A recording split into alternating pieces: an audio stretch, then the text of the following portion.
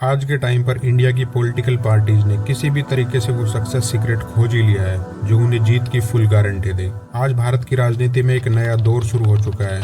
Account में direct cash transfer scheme अब चुनावी जीत का भरोसेमंद फॉर्मूला बन चुकी है। ये फॉर्मूला इतना कारगर है जो कि 90% जीत की गारंटी देता है। 2024 में हरियाणा और महाराष्ट्र के इलेक्शन इसके सबसे बड़े एग्जाम्पल है। हरियाणा इलेक्शन में बीजेपी ने सभी एग्जिट पोल को गलत साबित कर 90 में से 48 सीटें जीती। वहीं महाराष्ट्र विधानसभा चुनाव में बीजेपी के नेतृत्व में मायावती अलायंस ने माझी लाडकी बहन योजना के जरिए 288 में से 234 सीटें जीती, यानी जीत का स्ट्राइक रेट 80%। महिलाओं के खाते में हर महीने 1500 रुपये जाना उनके लिए एक फाइनेंशियल सपोर्ट है, जिसने महिलाओं का वोटिंग शेयर आज 65% तक पहुंचा दिया है। ये सिर्फ महाराष्ट्र की ही नहीं, पिछले एक साल में 13 राज्यों में हुए चुनाव, जिनमें से 9 राज्यों में ऐसी स्कीमें लागू की गई जो कि जीत का फॉर्मूला साबित हुई। ये स्कीम उन महिलाओं को सेंटर में ला रही है जिन्हें सालों तक अनदेखा किया गया है। लेकिन क्या ये सही तरीका है टैक्स पेयर्स के पैसे को यूज करने का? एक तरफ हम बात करते हैं विश्व गुरु बनने की, चाइना और अमेरिका को पीछे छोड़कर सुपर पावर बनने की। इंडिया का फ्रीबीज कल्चर, टेक्नोलॉजी और इनोवेशन से कोसों दूर, पैसों के दम पर सब कुछ खरीद लेने वाले नेता।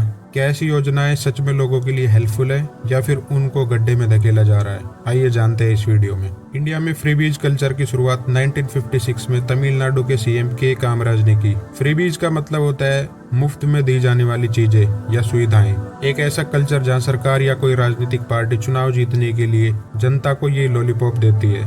तमिलनाडु में उन दिनों बच्चों की अटेंडेंस स्कूलों में काफी कम रहा करती थी और ये एक लोक कल्याण योजना थी। बाद में नेताओं ने इसका मिसयूज करना शुरू कर दिया। जहां 2006 में डीएमके ने लोगों को टीवी देने का वादा किया और धीरे धीरे ये फ्रीबीज कल्चर बढ़ता गया। उसके बाद दोबारा सीएम बनने के लिए जयललिता ने सबसे पहले इसका फायदा उठाया, क्योंकि तमिलनाडु का इतिहास था कोई भी पार्टी लगातार 2 बार सत्ता में नहीं आई थी। इसलिए जयललिता ने औरतों से रिलेटेड बहुत सारी स्कीमें और योजनाएं लागू की। शुरुआत में उन्होंने औरतों को स्कूटर, साइकिल, लैपटॉप, इसके साथ ही शादियों में सोना भी देना शुरू किया। इनकी सारी स्कीमें महिलाओं से ही रिलेटेड थी, जिस वजह से उन्होंने दोबारा सरकार बनाई।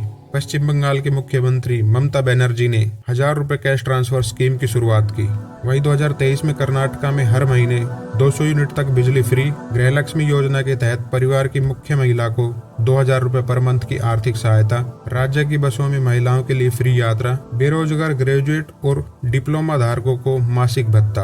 वहीं महिलाओं को हर महीने कैश देने की स्कीम मध्य प्रदेश में साल 15 मार्च 2023 को चुनाव के 8 महीने पहले शिवराज सरकार ने लाडली बहन योजना लॉन्च की और 10 जून 2023 को इसकी पहली किस्त भी जारी कर दी गई। यानी चुनाव से पहले कुल 6 किस्तें लाडली बहन योजना के तहत महिलाओं तक पहुंच चुकी थी। इसके माध्यम से प्रदेश में कुल 1.25 करोड़ महिलाओं को फायदा हुआ। इलेक्शन के टाइम पर कांग्रेस पूरी तरह आश्वस्त थी कि उनकी सरकार आएगी, लेकिन लाडली बहन योजना ने पूरा गेम पलट कर रख दिया। जहां भाजपा के करीब 163 एमएलए जीते, जो पिछली बार से 54 ज्यादा थे। मध्य प्रदेश सरकार इस योजना पर करीब 19,000 करोड़ से ज्यादा रकम खर्च कर रही है, जो पूरे मध्य प्रदेश के बजट का करीब 5% है। लाडली योजना लागू होने के बाद विधानसभा चुनाव में रिकॉर्ड 76% से ज्यादा महिलाओं ने वोट किया, जो कि 2018 के कंपैरिजन में 13 लाख महिलाएं ज्यादा वोट करने गई। कास्ट और रिलीजन की तरह ही अब वोटिंग पैटर्न पूरी तरह जेंडर बेस्ड हो चुका है। 15 साल की एंटी इनकम्बेंसी के बाद भी भाजपा की जीत की सबसे बड़ी विजय मध्य प्रदेश में लाडली बहन योजना ही थी।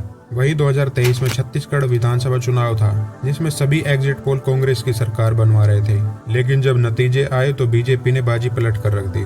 दरअसल बीजेपी ने चुनाव से पहले महिलाओं के खाते में सीधे 1000 रुपए भेजने का वादा किया था। इसके लिए उन्होंने पहले फॉर्म भी भरवाना शुरू कर दिया। वही छत्तीसगढ़ में उस समय के सीएम भूपेश बघेल कुछ समझ पाते, इससे पहले ही बाजी उनके हाथ से निकल चुकी थी। बघेल ने दोबारा कांग्रेस की सरकार बनने पर करीबन 15,000 महिलाओं को देने का वादा किया। मध्य प्रदेश को देखकर बीजेपी के वादे पर ज्यादा भरोसा हुआ। इस इलेक्शन में राज्य की करीब 76% महिलाओं ने वोटिंग में हिस्सा लिया, जो कि 2018 के कंपैरिजन में छत्तीसगढ़ में 11 लाख ज्यादा था। और इस चुनाव में महिलाओं की संख्या पुरुष मतदाताओं से भी ज्यादा रही। चुनाव के बाद 10 मार्च 2024 को पीएम नरेंद्र मोदी ने छत्तीसगढ़ में महतारी वंदन योजना लॉन्च की, जिससे 70 लाख महिलाओं को हर महीने करीब 1000 रुपए देना शुरू किया। छत्तीसगढ़ हो या मध्य प्रदेश, यहाँ एक ऐसी महिलाओं की संख्या है जिनको अपने खर्चे के लिए ज्यादा पैसे पुरुषों से नहीं मिलता, लेकिन ऐसी योजनाओं से महिलाओं को कुछ पैसे मिलने लगे और उनकी आर्थिक सहायता में सुधार आने लगा, जिससे वे बढ़ चढ़कर इलेक्शन में हिस्सा लेने लगी। यही वजह है कि महिलाओं के खाते में सीधे पैसे भेजने वाले राजनीतिक दलों को घर से निकलकर महिलाएं जाती है वोट करने।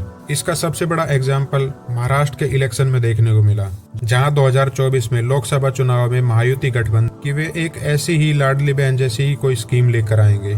इसके बाद उन्होंने मांझी लाडकी बहन योजना का ऐलान कर दिया, क्योंकि इससे करीब 1.25 करोड़ महिलाओं को फायदा मिल रहा था। 2024 के इलेक्शन से पहले ये योजना लागू की गई। 21 से 65 साल की महिलाओं को हर महीने करीबन 1500 रुपए उनके बैंक अकाउंट में दिए गए। सरकार ने इसके लिए करीब 46,000 करोड़ का बजट रखा। इसमें से 200 करोड़ मार्केटिंग के लिए भी अलॉट किया गया।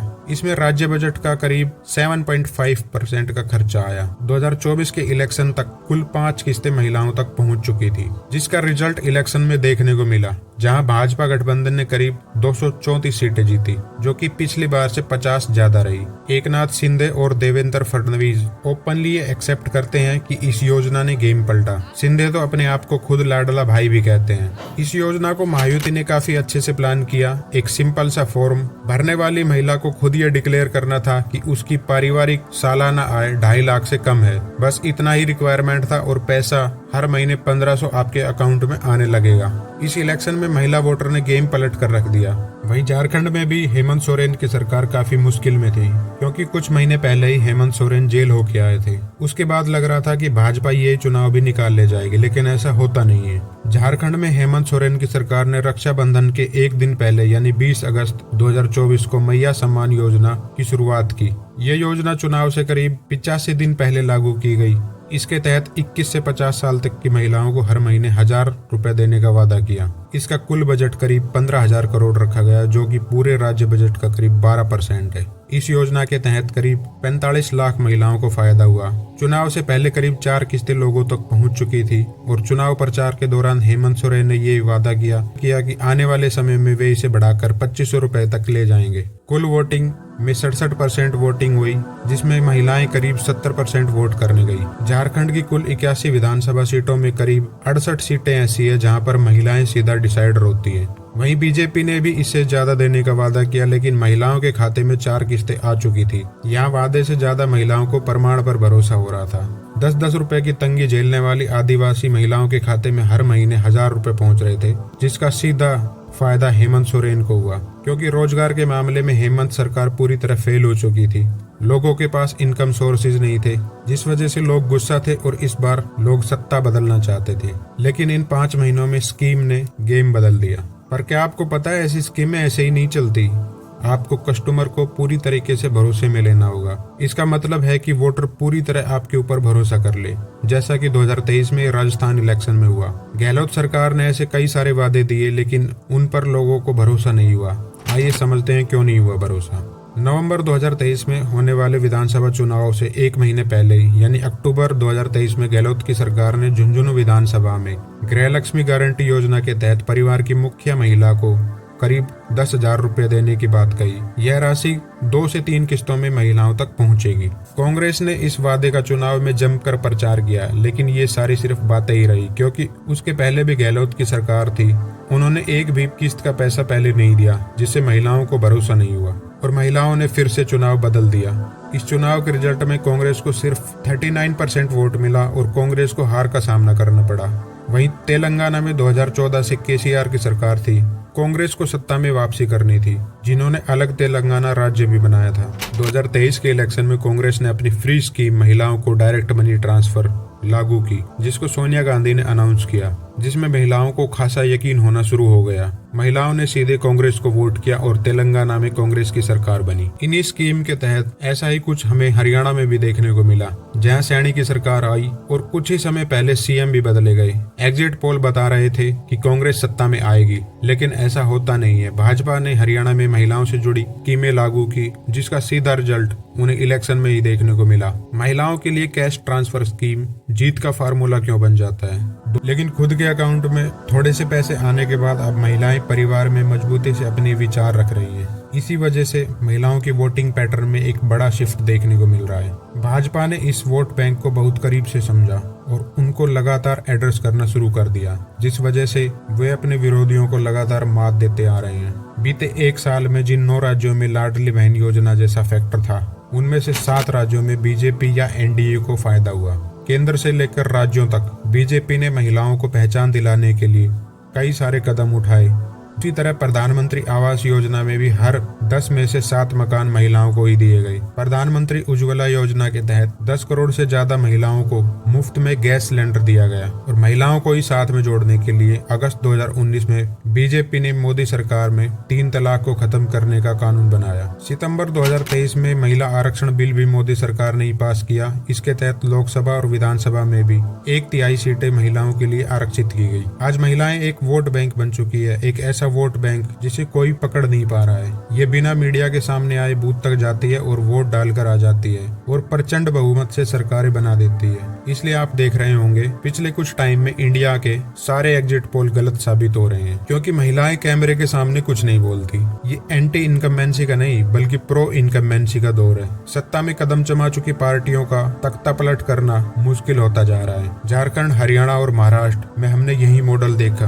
अब अरविंद केजरीवाल की दिल्ली में भी यही मॉडल देखने को मिल रहा है, जहां उन्होंने ऐसी स्कीमें लागू की जिसमें पर मंथ 1000 रुपए महिलाओं को दिया जाएगा। आज भारत में इतनी असमानता बढ़ गई है, ऐसी योजनाएं लानी पड़ रही है। ऐसी योजनाओं को पार्टियों ने सीधा जीत का फॉर्मूला बना लिया है। पैसे बांटने की योजना लाओ और तुरंत चुनाव जीत जाओ, लेकिन कैश ट्रांसफर जैसी योजनाएं जब तक नहीं होती है तब तक वो वोट में कन्वर्ट होती है, लेकिन एक समय के बाद उनका प्रभाव कम होने लगता है, क्योंकि शुरुआत में जनता मदद देने वाली पार्टी का आभार मानती है। जब ये योजनाएं नहीं होती है तो जनता इसे व्यक्तिगत मदद के रूप में देखती है। उन्हें लगता है कि सरकार ने विशेष रूप से उनकी बेहतरी के लिए ये योजना बनाई है, लेकिन जैसे जैसे योजनाएं पुरानी हो जाती है लोग इसे अपना अधिकार समझने लगते हैं और फिर उन चीजों के दम पर वो वोट नहीं डालते। एग्जाम्पल प्रधानमंत्री उज्ज्वला योजना, जो कि शुरुआती वर्षों में गेम चेंजर थी, लेकिन आज इसे नॉर्मल सुविधाओं की तरह माना जाता है। लोग इसे अपना हक समझते हैं, ना कि अपनी विशेष मदद। इसी तरह प्रधानमंत्री किसान सम्मान निधि और जन धन योजनाओं में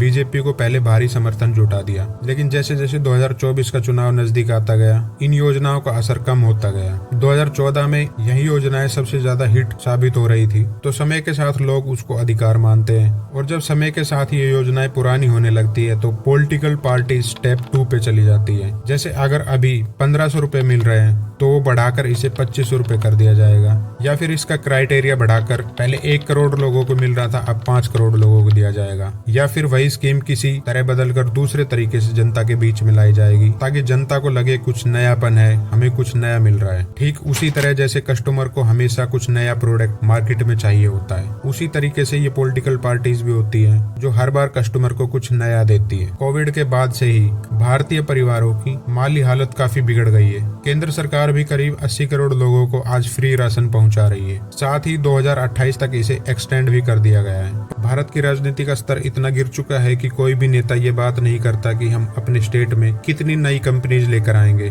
भारत की जनता को ऐसी योजनाएं चाहिए जो लोगों को मजबूत बनाए, ऐसी योजनाएं जो लोगों तक एजुकेशन पहुंचाए, जो लोगों तक स्वास्थ्य सुविधाएं फ्री में पहुंचाए, ना कि लोगों को कुछ पैसे दे ताकि वे कुछ समय के लिए उन्हें खर्च करें। और ना ही सिर्फ एजुकेशन बल्कि इंडिया को एक मैन्युफैक्चरिंग कंपनीज का हब भी बनना होगा ताकि देश के एजुकेटेड यूथ का सही यूटिलाइज हो सके। लेकिन आज की राजनीति ने सीधे कैश ट्रांसफर करके एक अफीम की गोली देके लोगों को सुला दिया है।